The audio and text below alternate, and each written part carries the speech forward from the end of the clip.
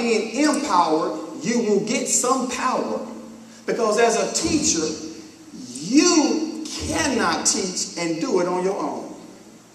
You will be empowered. As a matter of fact, even the Bible tells you about you. It says you're one of the fivefold ministries. Let's name them. Y'all ready? Apostle, evangelist, what else? Prophet, pastor, teacher. And guess what? You will operate in all five. Yes, you will. What do apostles do? Apostles go out and establish programs in churches. That's what they did. But guess what you will do as a teacher? Your principal will come to you and say, I need you to establish a program. I need you to work on this committee. I need you to spearhead this function.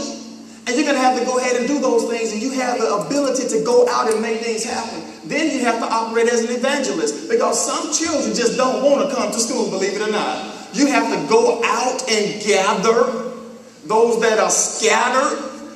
Telephone numbers not working. Parents won't call you back. Kids won't come to class. You got to go out and get them and bring them back. Then you have to operate as a prophet.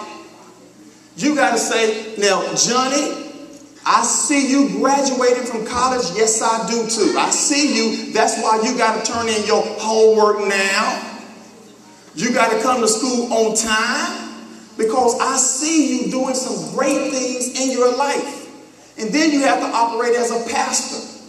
And I'm going to tell you, this is the one that's going to take up the most of your time.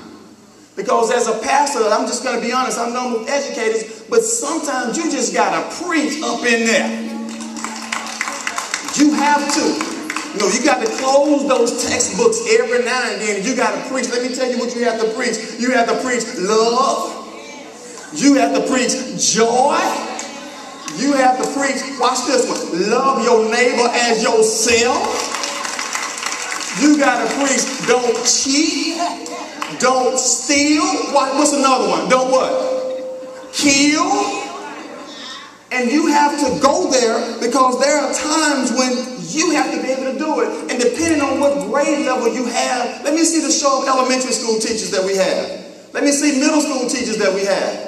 High school teachers that we have. Middle and high school teachers, guess what? Unless you're elementary school and you departmentalize, you have multiple services.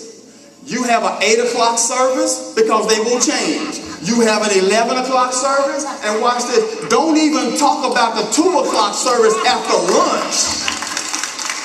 And all of them have totally different issues at your congregation. And then after you do all that, they want to talk about differentiating instruction. And don't even bring up this word, the No Child Left Behind Act.